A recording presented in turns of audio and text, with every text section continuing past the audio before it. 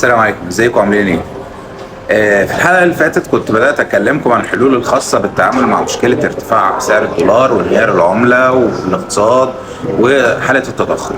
ومن ضمن اللي ذكرته زي ما أغلب الناس دايما بتقول وبتوصي بيه في الحالات اللي زي ديت، زي موضوع شراء الذهب والعقار والكلام من ده، كنت قلت لكم العقار.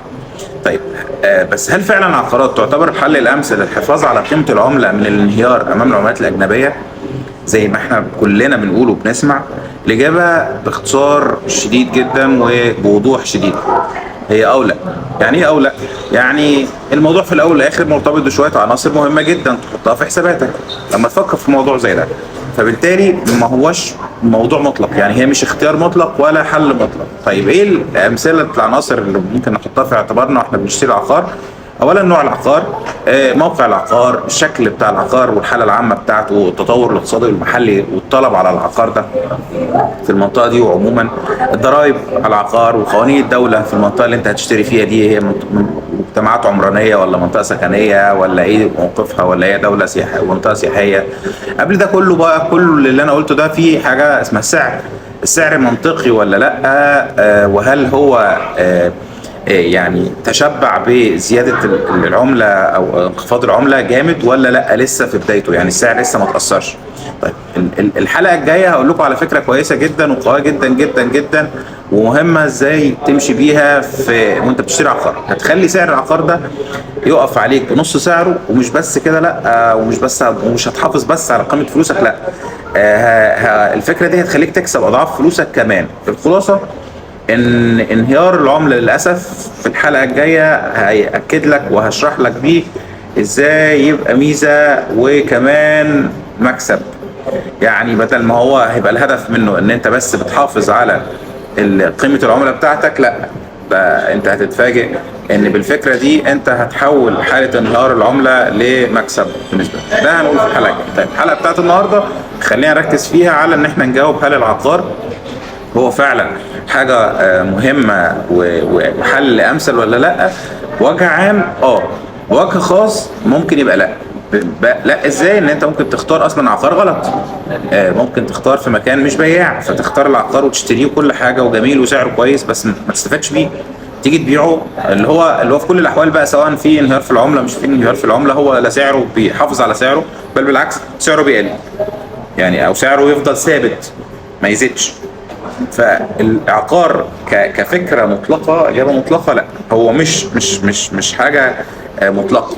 يعني الذهب ممكن يعني ممكن نشتري ذهب، بس زي ما احنا قلنا قبل كده الحلقه اللي فاتت ان الذهب مشكلته في ان هو مش ما ينفعش للكميات الكبيره من الاموال. يعني مثلا انت لو معاك مبلغ صغير اوكي تجيب بيه ذهب، لان مش هتعرف تجيب بيه عقار.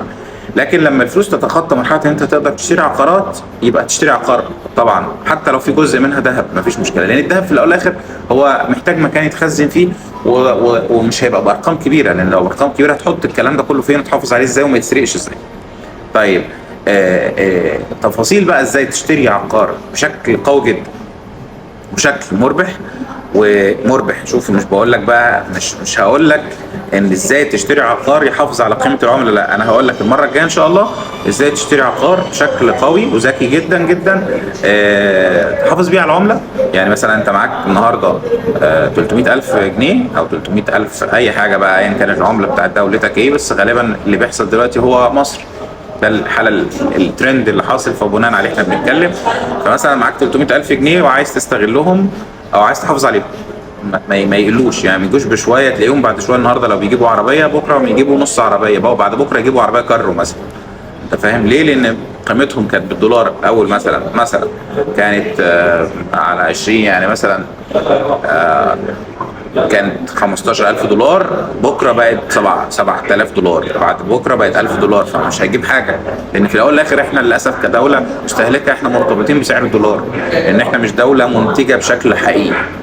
فبالتالي قيمه الفلوس اللي معاك بتجيب ايه؟ بتقل. فعشان تحافظ على ده قلنا هنحطه مثلا في عقار. طيب، لما نيجي نحطه في عقار لازم يبقى في شروط انا قلتها.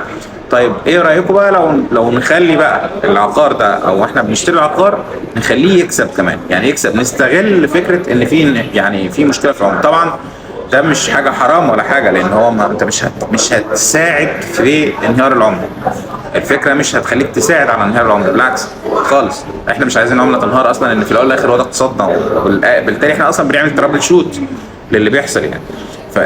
لكن احنا ممكن نحول الازمه لمنحه، او محنه لمنحه، ان احنا بدل ما بنخسر او خايفين نخسر، لا احنا هنكسب ان السعر بينزل. الكلام ده هقوله لكم في الحلقه الجايه ان شاء الله، انتظروها. لو يعني مهتمين وعاجبكم الفيديوهات اللي بدات انزلها، يا ريت تفولو معايا، تفولو على القناه او الصفحه، وتفعلوا الاشعارات او النوتيفيكيشنز عشان الحلقه الجايه تنزل لكم على طول، اول ما تنزل تشوفوها على طول. كان معاكم امن نجار في الخلاصه. السلام عليكم ورحمه الله وبركاته.